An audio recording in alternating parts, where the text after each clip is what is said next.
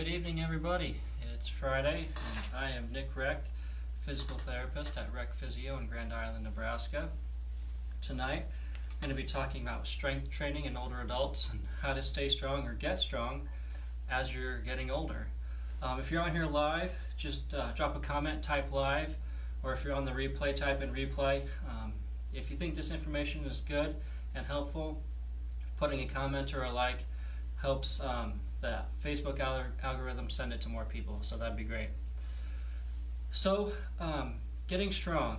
It's important for everybody, especially as you get older, because having strength is what's going to help you to be independent and to keep doing all the things that you love to do, whether it's gardening, just being able to go to your grandkids or your kids' sporting events, going on family vacations, like going to Colorado was a big thing. So if you don't want to lose those things, or maybe it's even just staying away from using a cane or a walker or something like that, having strength is going to keep you and give you the ability to do all those things. I am just going to put a comment in here. Oh, maybe. There we go. So I can see people. Got it. Okay. So, but the main principle of being able to get strong or stay strong as you get older is that you need to be doing something that's relatively hard. So a lot of older folks that I work with really like to use the Nustep, and they'll get on the Nustep and they'll do that for 10, 15, some people like to do it for 40 minutes at a time, but they'll stay at a lower level that's really not that challenging. So what I try to help them wrap their heads around is doing something for even a shorter amount of time, but at a harder resistance, so you can get some of that strengthening. And then if you can do that a couple, 3 times a week, every other day, or you want to give yourself a day in between to kind of give yourself some rest time there. We've got a few people tuning in. Hey Mandy, Sonia, Julie, Tasia. Thanks for watching. Just drop a comment if you think this is good information. It just helps more people see it then. So you want your exercises to be at a high intensity, and that's going to be relative to you. The higher intensity, the more benefit you're going to get from that exercise, the more cardiovascular and the more strength you're going to get from that. So there's a few different ways to measure intensity, and it can be really simple. The first way is just saying or feel, it's just kind of what you feel. So is it easy, medium, or hard? So if you're doing an exercise and you want to be in that medium to hard range to be able to get a benefit from it, the next way you could kind of assess is called the rating of perceived exertion, and this is really just instead of a kind of a 3-part scale, easy, medium, hard, it's parsed into 1 to 10. And so for that, you want to be kind of a 5 or above. So below a 5, you're probably not getting a whole lot of strengthening benefit. Above a 5, that's going to be in the range where you're going to be more getting more of a benefit for strengthening. And then another way is to look at your heart rate. So the kind of generic way is to find your estimated max heart rate is to take 220 and then minus your age. And that gives you your your estimated max heart rate. And so what you want to be working at, if you're new to exercising, you want to be around 40 to 60% at least of your heart rate max. And then as you get more acclimated to exercise and get a little bit fitter, to be getting more of the benefit, you need to be working between the 60 to 80% range for your heart rate there. So really the simplest thing is just to say to yourself, is this easy, medium, or hard? And if you're in the easy range after you do an exercise, then that's not enough to really get you stronger. You need to be at least medium and then looking into get medium to hard. And I'll kind of go into a few more details as far as kind of sets and reps go. But so you want it to be hard, you want it to be fairly intense, and that can mean a huge amount of different things depending on your fitness level. I mean, hard for somebody could just be getting up and down from the chair. For somebody else, it could be lifting 500 pounds. So that's why it's individualized, and if you think it's hard, then it's hard, and that's where you kind of want to be to get stronger. So ways to manage and adjust intensity to make it easier or harder. The first way is just to increase the resistance. So if you're lifting, so if you're squatting or getting up and down from a chair, adding weight or adding resistance is going to help you make it harder. Or doing it in a slightly different position, or changing the position can be a way to make it easier or harder. So for an example, with that, I was going to do like squats or sit to stands. If you're older, you can start with the chair that's higher, and you could use your hands to stand up. Okay, so if just getting up and down from a chair is hard, you can start by using your hands in a higher surface to make it to a level where you can do it. And then as that gets easier, you maybe take the cushion out so you're a little lower, because that's going to make it a little more difficult. And then you can do that way. And then as that gets easier, you can take the hands away and stand up without using your hands. And then as the positioning is good and you can do that well, you can grab some weight, whether it's just some cans of soup or a milk jug, or maybe you have some actual weights, then you can add some weight to do it. Okay? Another exercise that's great to do, especially as you get older, is a deadlift. Now you might think that a deadlift isn't something that older adults necessarily need to be doing, but I bet if you still doing your laundry, you're probably having to pick things up from the floor. Or maybe if you want to be able to pick your grandkid up from the floor, you're going to have to bend over and do that type of thing, or gardening, all that. So that's all deadlifting. That's all bending over and picking up a weight. So to start with, so I recommend, if you want to deadlift, just grab some sort of basket that you have, and then you can put some weight in it as you get stronger, but you can even make it easier on yourself and put a box or some sort of step so that the basket is a little bit higher. And so you can just start by picking it up without any weight on it, and if this is, if just bending over is challenging, this is great to work on your balance and your strength, just to pick something up that's not quite all the way on the floor. Okay? And then with that, to make it harder, you can take the box away so it's all the way on the floor, so you're having to go a little lower, and then you could gradually add weight. So you can adjust the positioning or add resistance to make something easier or harder. Got a few more people turning on. Hi Lucas, Jessica, thanks for watching. Corey, Jacqueline, Mandy, thanks for saying hi. If you guys think this is good information, if you want more people to see it, if you just type a comment, that helps Facebook send it to more people. So thanks for doing that. Thanks for tuning in. The next way to monitor intensity is rest periods.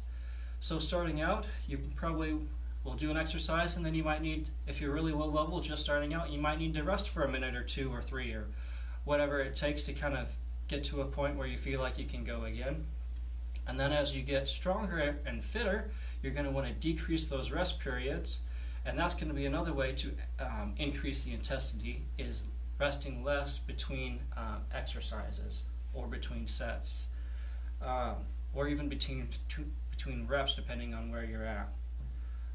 And then another way to adjust intensity is to do a circuit or do multiple exercises within one kind of time frame. So what I do a lot of the times is I'll do one exercise, like for example like a squat, and then I'll do an arm exercise like a push-up or a bench press. And that way so if I do a squat while my leg muscles are resting, I'm doing something else with my arms. So it's not just me just sitting and resting, it's me doing an exercise with a different part of my body.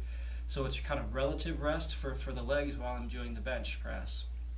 And so you can do kind of a superset where you just kind of go back and forth between two exercises, or you can do a circuit where you link multiple exercises together that kind of go back and forth between different muscle groups. So that way you're kind of having active rest for those muscle groups, but your heart is still having to work and you're still getting some cardiovascular. It's a really good cardiovascular workout while you're also getting some strength exercise. So you can do like 4 or 5 or however many exercises you want in a row, and then do like 2, 3, 4 rounds of that. Is another way to add intensity without necessarily having to add resistance. So adding resistance is the first way, and changing your positioning to make things easier or harder, and then decreasing rest and adding multiple exercises are all ways to kind of adjust intensity to make things easier or harder for yourself.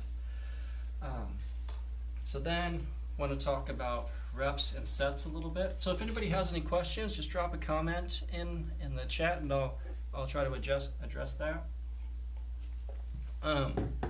So sets and reps, there's going to be all kinds of different programs and schemes, and you can really get into the weeds and the details on this, but really it just comes back to whatever amount of sets and reps you're doing that it's hard or relatively hard for you. So if you take your kind of generic 3 sets of 10, that 10th rep you want to be pretty hard, to where if you had to do an 11th rep, you couldn't do it with correct form. So that's kind of where you want to be by the end of each set. You're trying to kind of go to fatigue. Fatigue doesn't necessarily mean that you're like can't do it at all. Fatigue means that you can't do it correctly. Okay? So you can do like a set of 5, you can do a set of 10, you can do a set of 15 or 20. As long as that last rep within that set is pretty hard, that's where you want to be, and that's where you're going to be building strength. So again, kind of going a little bit towards the weeds but not getting too deep, doing less reps within a set. So like 5 would be more building power, which is how you do things kind of quickly. Building strength is where the 10 to 12 reps are per set, and then kind of more endurance, muscular endurance is getting to like 15 to 20. Then in general, if you're doing less reps per set, you might do more sets, so you might do 5 sets of 5, whereas if you're doing 15 reps per set, you might only do 2 sets of something. And you can play with that within one workout. You could do your first set as 10 and then do 8, or kind of go back and forth. It doesn't have to be super structured. Like I said, as long as you're going each set to a point where that last rep is pretty tough, you're going to be getting stronger and you're going to be having benefit from that. Got a few more people tuning in. Thanks. Hey, for Gavin for watching. Colleen, Deb, Joni, thanks. So the sets and reps. You know, you can look at all kinds of stuff that gets super detailed, but really, as long as you're working hard, especially by that last rep, you're going to get benefit from it. And you can kind of go back and forth and spend a period of time doing like sets of 5, go to a period where you're doing sets of 10 or 12, go to a period where you're doing sets of 10 or 15. Like you can kind of it's called periodization, where you kind of parse it out. And that's great to do. I think mixing it up is always something great, but you don't have to get super worried about how much to do, as long as you're doing something that is hard. It's not, you don't have to, you can keep it pretty simple, and you can definitely get some benefit there. So especially if you're new to working out or to lifting or to strength training, soreness, especially muscle soreness, is totally normal and expected, and actually a good sign, because that means that you worked your muscles to a point where they're having to adapt and get stronger. So you want muscle soreness, that's good. It's nothing to be afraid of.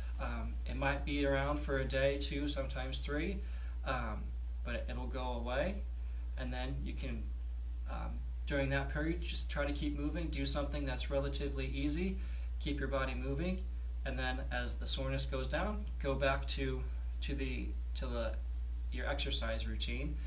You know, maybe you might back it off just a little bit, but then as your body adapts, that same thing that you did that made you really sore, it's not going to be as sore the next time and the time after that. So your body is going to adapt as long as you stay with it and do it consistently. You know, you might every so often get sore as you increase the weight or increase the difficulty, but that's normal and that's to be expected. If you have more soreness in your joints, you know, that's something that you want to be mindful of and aware of, and something that you might need to change the way you're doing exercise, or maybe we need to strengthen different areas. Having arthritis or joint pain is not an excuse to avoid exercise or avoid strength training. Actually, the stronger you keep yourself, the less likely you're going to have joint pain and pain related to arthritis. So that if you're having difficulty with, if you're motivated and you want to be doing strength training but you're having joint pain, that might be a time where you seek out a physical therapist or some sort of health professional who can show you how to exercise or ways to manage that pain and continue to exercise and get all the benefits from exercise without so much discomfort. That's soreness. And so really the principles for strength training for an older adult are going to be the exact same as for an Olympic athlete. Doing something relatively hard and doing it consistently, you're going to get stronger. You know, and that goes for an Olympic athlete who's doing super hard, heavy things, and that's the same for an older adult who just wants to be able to continue to stand up from a chair or pick up their grandkids. The scale on which they're doing an exercise is going to be different. You know, they might both be doing squats.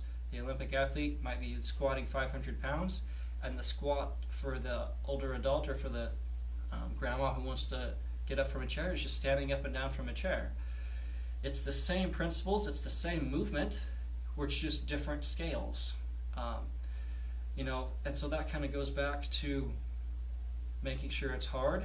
If you're doing seated exercises, kicking your feet up and down, I have tons of patients that I work with who I ask if they've done their exercises or if they exercise, and they say, yeah, I kick my feet up and down, I bend my ankles up and down, I kind of swing my legs back and forth sitting in the chair.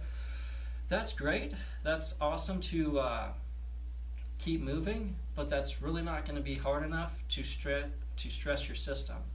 You want to be doing functional movements and movements that are a little bit hard, especially towards the end. That's where you're going to get the benefit. And so that's, you know, if the one thing you want to take away from this is you want to do something that's relatively hard and do it on a consistent basis. And as long as it's hard and you're progressing, you're going to be getting stronger and you're going to maintain your level of independence that you want to keep to do all the things you want to do in life. So that's all I have for that. Hi Belinda, or Belisa, thanks for watching. Troy, thanks for tuning on. If anybody has any questions, if you're on here live, just type in live, or if you're on the replay, type in replay. The more comments that I get, if you think this is good information, Facebook sends it to more people. And if you have any questions, or if you know somebody that could benefit from this, call me or leave me a message on Facebook. I'd be happy to give you a consult and see what I can do for you. So, and I do telehealth, since a lot of people can't really go to a clinic right now. Telehealth is a great option to access physical therapy and get care and continue to move and stay strong. Just because you maybe can't go to the gym or do some of the things you normally can, there's tons of things you can do at home. I'm posting some home workouts that you can do every Sunday, so you can tune on to my Facebook page to look at those too. So thanks everybody for watching, and have a good evening and have a good weekend.